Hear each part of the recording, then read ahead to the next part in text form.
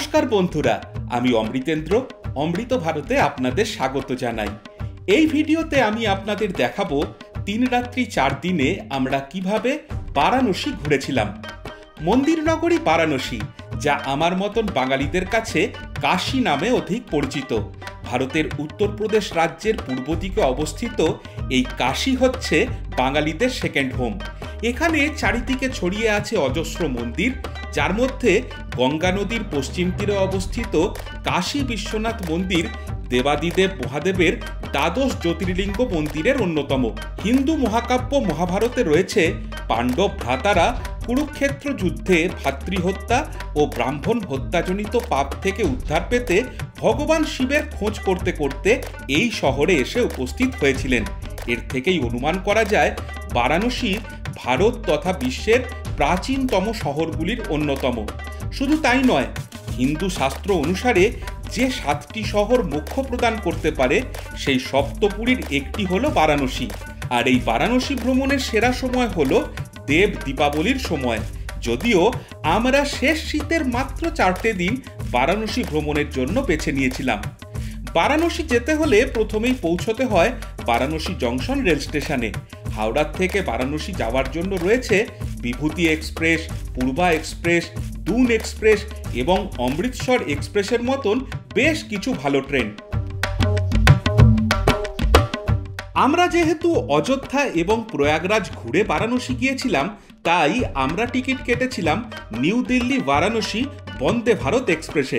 13ই ফেব্রুয়ারি Prayagraj junction rail station থেকে দুপুর 12টা বেজে 8 মিনিটে নিউ দিল্লি বারাণসী বন্দে ভারত এক্সপ্রেসে আমাদের যাত্রা শুরু হয়েছিল। মাত্র 2 ঘন্টারও কম সময়ে দুরন্ত গতিতে চলে একেবারে নির্ধারিত সময়ে দুপুর 2টোয় আমরা পৌঁছেছিলাম বারাণসী স্টেশনে। স্টেশনের বাইরেই রয়েছে অটো এবং ব্যাটারি চালিত টোটো গাড়ি, যেগুলো করে সহজেই বারাণসীর বিভিন্ন জায়গায় যাওয়া যায়। টোটো ভাড়া পড়ে মোটামুটি 10 থেকে 20 টাকা পার হেড। কোথায় যাবেন তার উপর ভাড়া নির্ভর করে। অটো বুক করলে একটু দরাদরি করে নিতে হবে। আমাদের এখানে আগে থেকে কোনো হোটেল বুক করা ছিল না, তাই আমরা একটা টোটো নিয়ে সোজা চলে গিয়েছিলাম কাশীর বিখ্যাত গোধুলিয়া মোড়ের আগে গির্জাঘর ক্রসিংয়ের কাছে। এখানে লাক্সা রোডের উপরে প্রচুর হোটেল রয়েছে। তার মধ্যে প্রথম দর্শনেই এই ওকে ইন্টারন্যাশনাল হোটেল আমাদের পছন্দ হয়েছিল। হোটেলে চেক ইন করে কিছুক্ষণ বিশ্রাম নিয়ে বিকেলে আমরা বারাণসী ঘুরে দেখতে বেরিয়েছিলাম। আমাদের হোটেলের কাছেই বারাণসীর সবচেয়ে জনপ্রিয় দুটো জায়গা, গোধুলিয়া মোড় এবং দশাশ্বমেধ ঘাট। সেদিকে এগোতেই চোখে পড়বে বারাণসীর বিখ্যাত চাটের দোকান কাশী চাট ভান্ডার। এখানে চাট না খেলে বেনারস ভ্রমণ অসম্পূর্ণ থেকে যায়। তাই দেরি না করে ভ্রমণের প্রথমেই চলে গিয়েছিলাম কাশী চাট ভান্ডারে চাট খেতে। অপূর্ব সেই চাটের স্বাদ কোনো দিনই ভোলার নয়। আগে যেমন ছিল এখনো তেমনই আছে। সেই চাট খেয়ে আমরা চলে গেছিলাম গোধুলিয়া মোড় পেরিয়ে দশাশ্বমেধ ঘাটে। বারাণসীর এক অন্যতম আকর্ষণ সন্ধ্যাবেলায় উত্তর বাহিনী গঙ্গা নদীর এই ঘাটে দাঁড়িয়ে সন্ধ্যা আরতি দেখা। প্রতিদিন সন্ধ্যায় এখানে গঙ্গা আরতি হয়। সেদিন সন্ধ্যাটা আমরা সেই আরতি দেখেই কাটিয়েছিলাম। এখানে ঠিক কতগুলো ঘাট আছে বলা মুশকিল, তবে লোক মুখে প্রচারিত 84টা ঘাট রয়েছে। সেদিন দশাশ্বমেধ ঘাটে আরতি দেখার পর বেশ কিছুক্ষণ মুন্সি ঘাটে বসে কাটিয়েছিলাম। রাতে ডিনার করেছিলাম নস্টালজিক দশাশ্বমেধ বোর্ডিং হাউসের কাছে রাস্তার ধারের একটা ধোসার দোকানে ধোসা খেয়ে। সাধারণ মানের এই ধোসা কেন জানি না আমার বেশ ভালো লাগে, তাই যখনই বারাণসী যাই তখনই এখানে একবার ধোসা খেয়ে যাই। আর এই ধোসা খাবার পর ঠান্ডায় খেয়ে মিষ্টি মুখ করতে আমরা চলে গিয়েছিলাম কাশীর বিখ্যাত বাবা ঠান্ডাইয়ে। পরের দিন অর্থাৎ বারাণসী ভ্রমণের দ্বিতীয় দিন সকালে প্রথমেই আমরা চলে গিয়েছিলাম দশাশ্বমেধ ঘাটে। বেশ কিছুক্ষণ গঙ্গা নদীর পাড়ে এক ঘাট থেকে আরেক ঘাট পায়ে হেঁটে ঘুরে কাটিয়েছিলাম। তারপর একটু বেলা বাড়লে গেছিলাম বারাণসীর কোতোয়াল বাবা কাল ভৈরব মন্দির দর্শন করতে। তারপর সেখান থেকে কাশীর সবচেয়ে বিখ্যাত বিশ্বনাথ মন্দিরে। এভাবেই সেদিন সকালটা কাটিয়েছিলাম।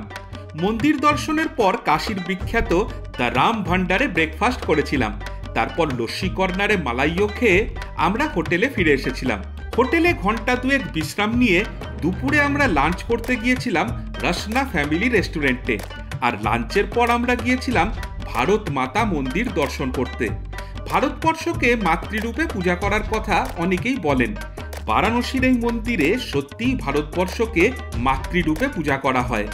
এই মন্দিরের মেঝেতে পাথর দিয়ে নির্মিত অখণ্ড ভারতবর্ষের একটি বিশাল মানচিত্র রয়েছে। বহুতল বিশিষ্ট এই মন্দিরে আমাদের দেশ ভারতবর্ষকে পূজা করা হয়। সুন্দর এই মন্দিরটি বেশ কিছুক্ষণ ধরে ঘুরে দেখে আমরা আবার গঙ্গার ঘাটের দিকে চলে গিয়েছিলাম। এবারে আমরা গিয়েছিলাম বারাণসীর অন্যতম প্রাচীন মণিকর্ণিকা ঘাটে। গঙ্গা নদীর তীরে অবস্থিত এটি একটি শ্মশান ঘাট। হিন্দু ধর্ম অবলম্বীদের বিশ্বাস, এই ঘাটের শ্মশানে মৃতদেহ দাহ করা হলে মৃতের আত্মা মোক্ষ অর্জন করে বা পুনর্জন্মের চক্র হতে মুক্তি লাভ করে। তাই এই ঘাটটি প্রাচীনকাল থেকে হিন্দু ধর্ম অবলম্বীদের কাছে একটি বিশেষ তীর্থস্থান হিসেবে সুপরিচিত। কাশীর গঙ্গার এই ঘাটগুলি যেমন বিখ্যাত, তেমনই বিখ্যাত এখানকার সরু সরু গলি। সেদিন বিকেল থেকে সন্ধে গঙ্গা নদীর পাড়ে এক ঘাট থেকে আরেক ঘাট ঘুরে আর রাতের আলো আঁধারিতে কাশীর গলিপথে ঘুরতে ঘুরতে নানান সুস্বাদু আর মুখরোচক খাবার খেয়ে কাটিয়েছিলাম। শ্রীজি সুইটস অ্যান্ড মিল্কের রাবড়ি, শ্রী শ্রী রাম ভান্ডারের মগদল আর ত্রিরঙ্গা সন্দেশ, আর সবশেষে বিশ্বনাথ চাট ভান্ডারের ফুচকা খেয়ে সেদিন রাতটা ভালোই কেটেছিল। পরের দিন অর্থাৎ বারাণসী ভ্রমণের তৃতীয় দিন ভোরে প্রথমেই চলে গিয়েছিলাম বিখ্যাত অশ্বী ঘাটে। সেখান থেকেই সেদিনের সূর্যোদয় আমরা দেখেছিলাম।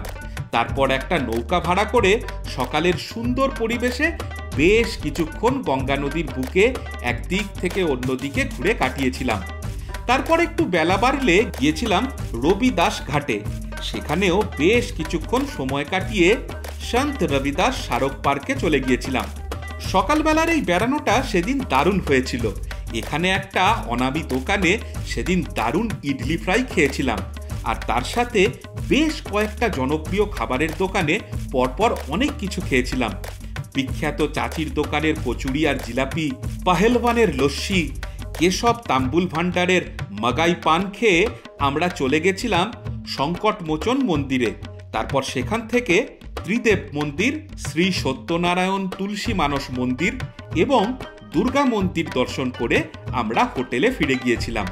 তারপর হোটেলে ঘন্টা দুয়েক বিশ্রাম নিয়ে দুপুরে আমরা সারনাথ গিয়েছিলাম।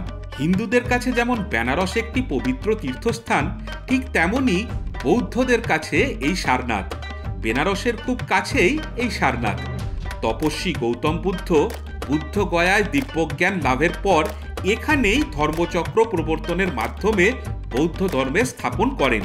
তাই এই সারনাথ শুধুমাত্র ভারতীয়দের কাছেই নয়, সমগ্র পৃথিবীর দর্শনার্থীদের কাছে একটি অন্যতম আকর্ষণীয় তীর্থস্থান। সেদিন সারনাথ যাওয়ার আগে দুপুরে লাঞ্চ করেছিলাম এখানকার অন্যতম জনপ্রিয় বাটি চোখা রেস্টুরেন্টে।